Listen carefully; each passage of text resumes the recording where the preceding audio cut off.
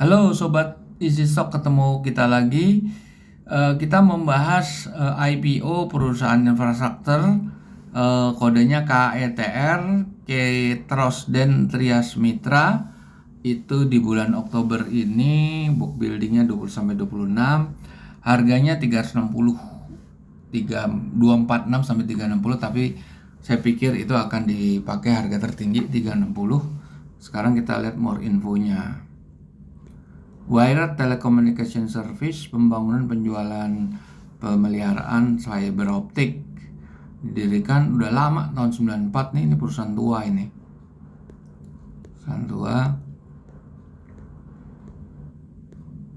Kita lihat ininya, berkedudukan di Jakarta. Kita lihat. Nah, ini.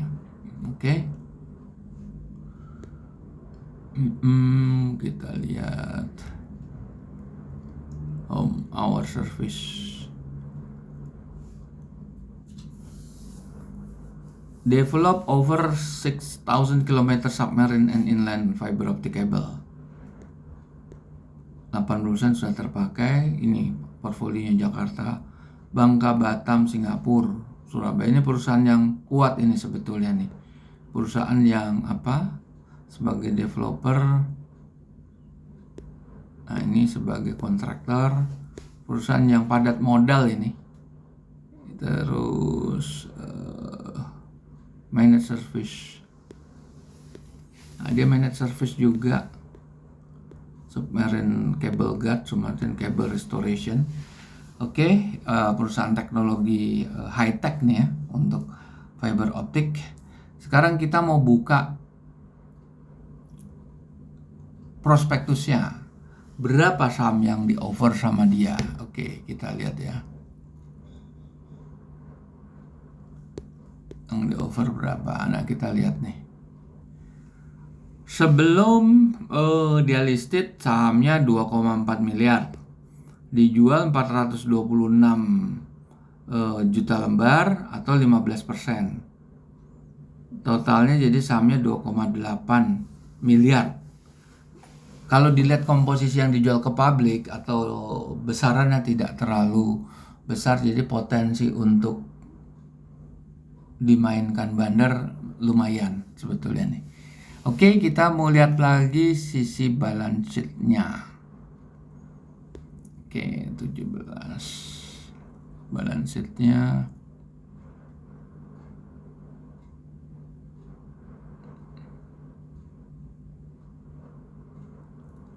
Oke, nah ini aktiva lancar ya. Di sini banyak pekerjaan dibayar di muka, pekerjaan dalam proses, uang muka dibayar di muka, aset yang dibatasi penggunaan itu harus dihilangkan di sini. Jadi ini ada 1 triliun ya kira-kiranya. Ini harus dikurangin tadi komponen tadi, dan itu dibandingkan dengan utang jangka pendek, jangka panjang. Utangnya tuh nggak banyak loh di sini. Lihat, utangnya cuma sekitar 700 juta, sedangkan ini 1 triliun. Kalau ini dikurangin ya, misalnya 1 triliun kurangin itu semuanya, itu dia akan bisa nutup working capital dengan kekuatan yang surplus yang bagus, dan kemungkinan dia juga positif surplus dari neraca. Silakan Anda hitung sendiri. Kalau kami sudah ada hitungnya, nanti kita tunjukkan. Kita lihat, PNL-nya. Nah, itu ada rugi selisih kurs sama bagian atas keuntungan bersih entitas asosiasi. Yang penting kita lihat keuntungannya adalah 2,5 miliar. 2,5 miliar ya lumayan ya, marginnya sekitar di bawah 10% ya. Kalau dilihat ini full year-nya itu pendapatannya 448 miliar.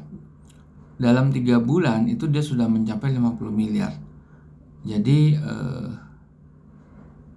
menurun ini.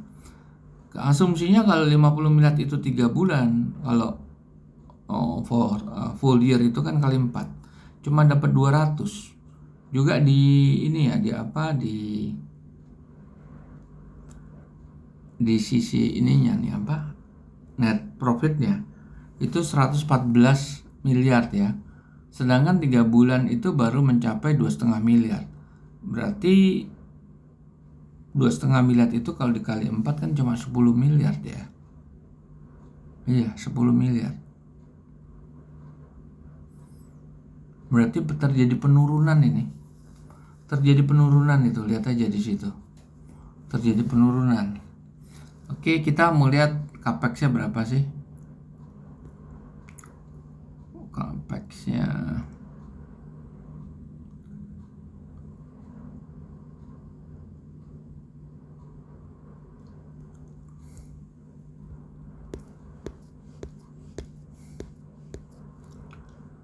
nah, ini piutang lagi yang lebih dari 90 hari, tapi di situ tidak ada tertulis ini. Tidak ada tertulis dari ini. Mana nih?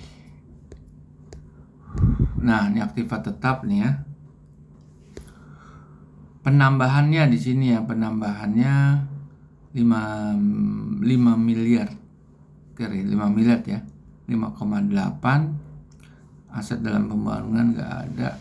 Pembiayaan konsumen ya 5,8 miliar. Sedangkan aset penyusutannya 4,8 miliar. Jadi ada beban di capex yang tidak bisa ditutup dengan alokasi penyusutannya. Kita lihat breakdownnya daripada P&L-nya. Oke, ini pendapatan, beban pokok pendapatan, beban usaha. Anda bisa cek penyusunan dan amortisasi di situ. Kalau memang ada perubahan dikoreksi aja. Kalau Anda mau hitung sendiri, ini ada nih beban pendapatan lain, beban lain, penurunan nilai hutang itu harus dikeluarkan. Pemulihan cadangan, penurunan nilai tagih bruto dan sebagainya. Oke, sekarang kita mau running video untuk melihat kondisi yang valuasi, gimana kita menggunakan easy stock. Oke. Sorry. Kita tar. KTR.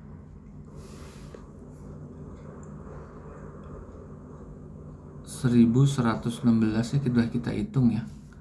Kita hitung coba KTR yang ini 797.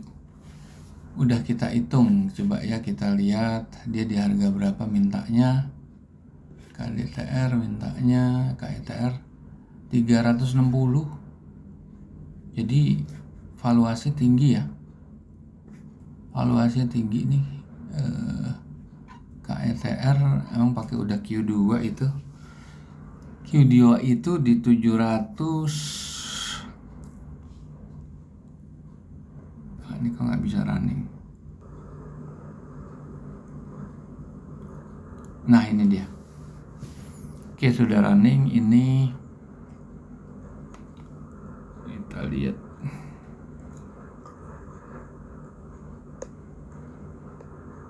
Oke, growth itu kita pasang 2,5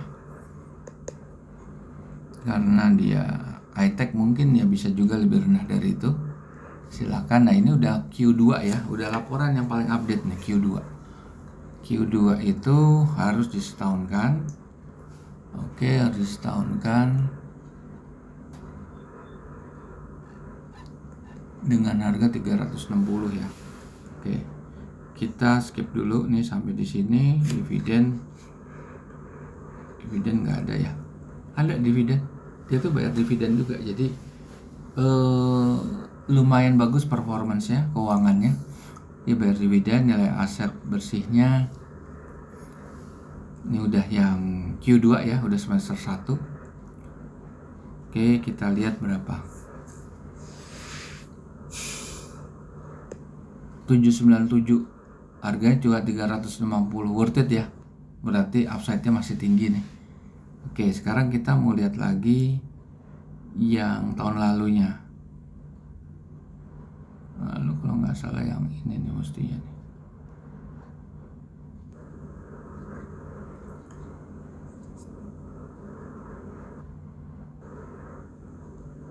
Nah, ini tahun lalu nih. Yes. Oh bukan, ini salah nih. Salah. Oke.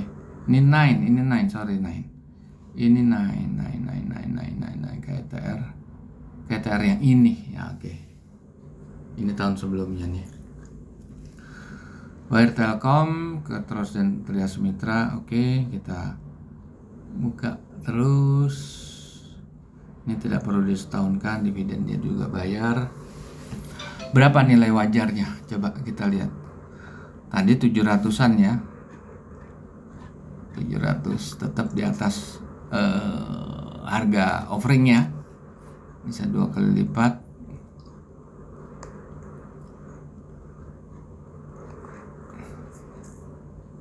Oke, klik karena hijau.